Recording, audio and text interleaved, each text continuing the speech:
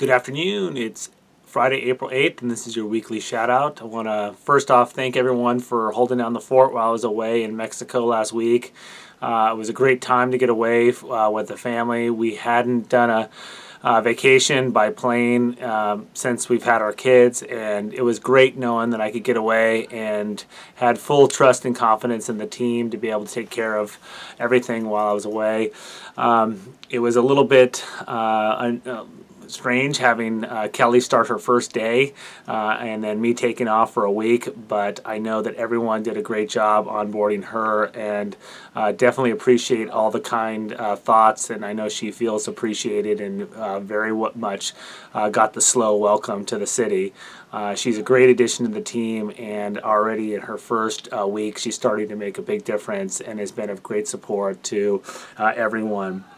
A little bit about what happened this week at the City Council. We had a pretty long meeting on Tuesday night. We had a few consent agenda items that moved through pretty smoothly. You may have heard that Councilman Carpenter decided that he wanted to reconsider his vote on the Democracy Voucher Program, so we'll be bringing that back here in the near future on the 19th. And I want to talk a little bit about the other kind of regular agenda items. One, we had a appeal by a property owner of a pretty significant code enforcement case. It was pretty complex. The property owner had purchased the property as is, and there was a fair amount of I would say issues with the property when they purchased it, and then subsequent to that there was a lot of unpermitted work that occurred. And in my time over in community development, we spent a lot of time trying to working with the property owner to come up with a solution to resolve those issues, and unfortunately we couldn't. And what was brought before the council was just the idea of establishing the fact that violations existed. And after a lot of deliberation and questions by the city council, the community development staff, Ann, and everyone did just a fantastic job responding to questions. John and Soliver, Teresa Purrington, Christine Dietrich, they just did an amazing job kind of really boiling down and distilling the facts to what was before the council. And in my mind, it's really a good example of when you have a team that's working together and it really can kind of crystallize the issue before the decision makers. There was a lot of distractor issues that were brought forward, and they did a great job kind of bringing to light why we were there, and really this was one of the first steps to really then work with the property owner to resolve those code enforcement issues.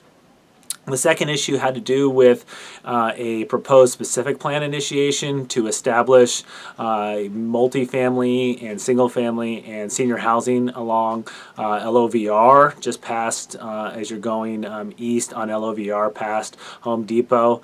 And the council voted unanimously to initiate that specific plan. Kind of moving forward, what's in store for us for the 19th? We've got an early start that day. We've got some recommendations on whether or not the city should consider monitoring kegs. We'll be presenting the big item that evening, which is the GFOA organizational assessment. Happy to make that recommendation, and I'll be distributing a copy of the staff report on Tuesday. No surprises in that staff report. It's pretty much a transmittal letter with the attached report, which is distributed right before I left on vacation. So I certainly would get that to you and encourage you to read it. And by all means, if you want to attend that early start that night, the meeting begins at 4 o'clock, and we'd love to have you there in chambers.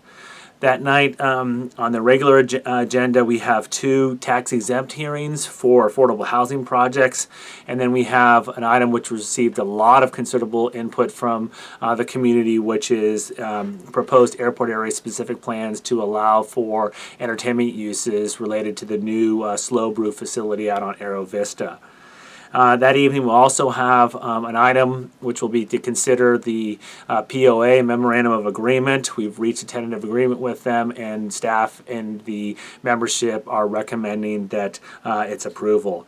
And it's pretty exciting because we got unanimous support from the POA, and it really speaks volumes to the leadership both on the city side and on the Police Officers Association side, to really come together and do some interest-based negotiation that really could find resolution and see a way forward that worked for everyone.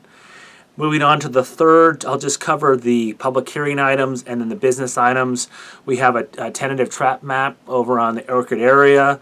We have an appeal, the second time this has happened, for 40 Buena Vista.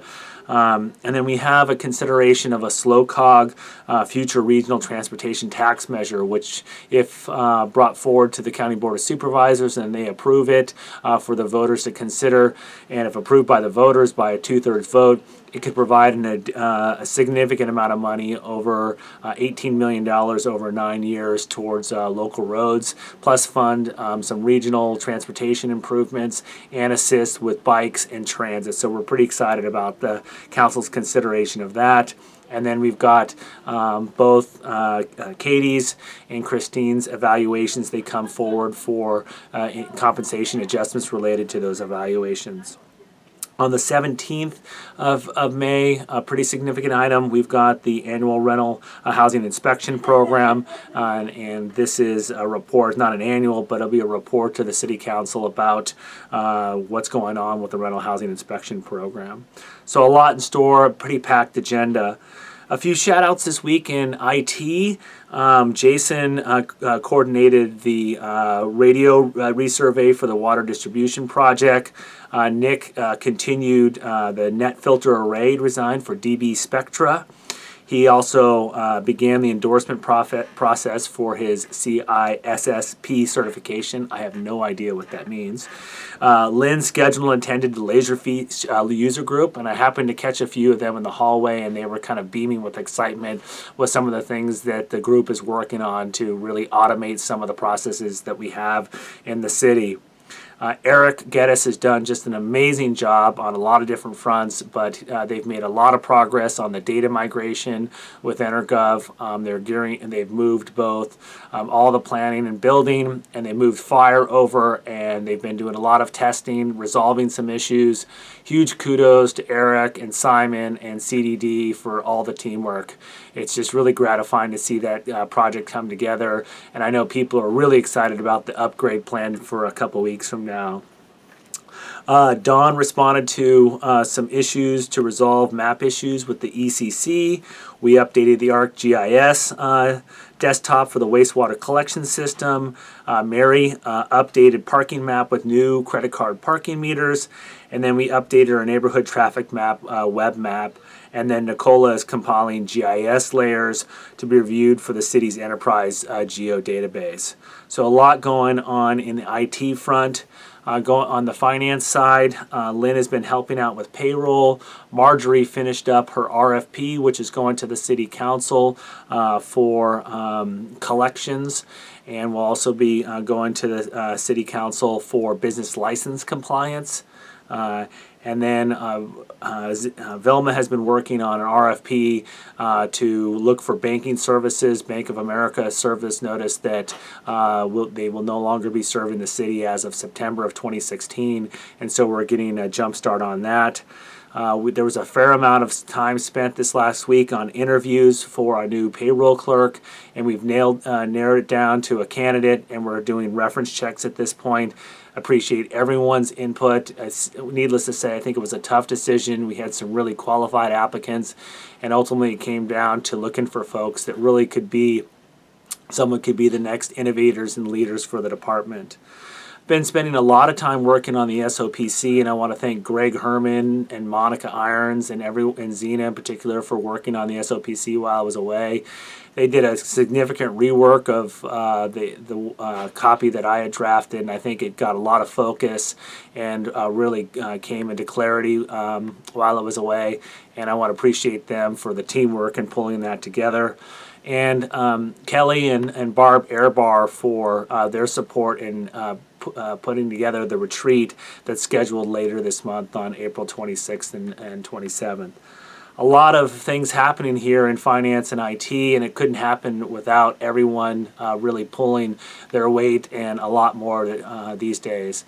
Everyone knows that Lisa Boatman's last day with the city was with us this week, and I'm excited to say that with her input and assistance, we've been able to catch up with reconciliations and also on fixed assets. So a lot of great things have happened because of the additional resources, and I'm hoping to continue that with the SOPC that we'll be presenting to the budget review team next week, which I think will do a lot of things. It's requesting money for one-time resources, the purchase of one-time equipment, and then ongoing resources to serve the new departments of finance and IT. So a lot of things happening. Couldn't happen without you. Feeling rested and thankful, and looking forward to kind of continuing our progress next week. Stop by, say hi. A lot of stuff happening. Eric has done a great job putting together the project plan for the SOPC, working with me, and I'm hoping to be able to present that at the department meeting later this month. So a lot in store here in the short and long term, and with questions, come by and see me. Take care and have a safe and dry weekend.